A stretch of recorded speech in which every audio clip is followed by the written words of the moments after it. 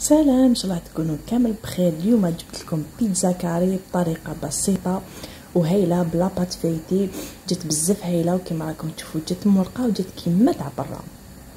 ودائما مع الجبنيه كوران انا استعملت هذا تاع البيتون اللي هايل وعلى بالي كامل يساعدكم في رمضان. هنايا في مقله حطيت شويه تاع الفيونداشي، نتوما تقدروا تستعملوا صدر الدجاج، تستعملوا الطون. انا هاد لاصوص انا اللي حبيت نديرها، درت معها حبه بصل قليتهم ورحت جبت لاباط فايتي تاعي اللي كنت خدمتها ديجا من قبل.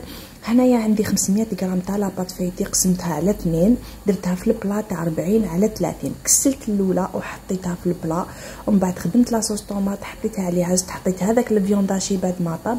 هنايا هذا اختياري، فيونداشي والزيتون والطرشي. هنا هذوما اختياري، نتوما ديروا لداخل واش حبيتوا. هنايا استعملت جبنيه كوران. هنا ما كانش عندي لابوش، استعملته غير بالمغرفه. نتوما اذا كانت عندكم لابوش دو بريفيرونس ديروا بلابوش وتستعملوه كامل. استعملت ثاني الجبن المبشور تاع كوران وعمرتها، زدت كسيت العجينه الثانيه مليح، رققتها كما راكم تشوفوا. هنايا انا لاباط فايتي ما نديرهاش خشينه بزاف. كنت شعلت الفرن تاعي على 180 درجه، سقمت كامل الاطراف مليح، دهنتها بحبه تاع البيض. وكما على بالكم الفوق انا كنت غير طراسيتها، بعد ما بدات تبيض عاود خرجتها قطعتها. والبيتزا تاعي راهي واجده، جات تشهي. نتمنى تعجبكم الوصفه تاع اليوم وتجربوها.